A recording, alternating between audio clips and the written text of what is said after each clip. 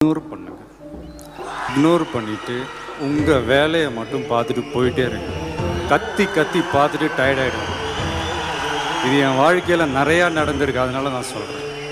தேவையில்லாத விஷயத்துக்கெல்லாம் நம்ம ரியாக்ட் பண்ணிக்கிட்டு வேணாம் நண்பா. அவ்வளோ ஈஸியாலாம் இந்த உலகத்தில் நம்மளை வாழ விட்டுற மாட்டாங்க. போட்டு ஒரு வழி பண்ணுவாங்க.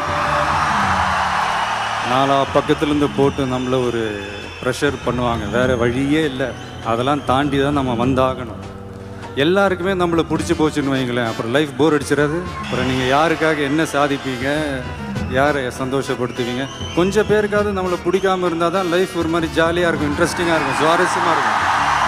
But at the same time நம்ம கூட இருக்கிறவங்க எப்படின்றதையும் நம்ம பார்த்துக்கணும். இப்போ அழகும் ஆடம்பரமும் இருந்தால் 1000 பேர் கூட ஆசையாக பழகுவாங்க. அன்பாக இருந்தால் பழகிற 10 பேர் கூட உண்மையாக இருக்கும்.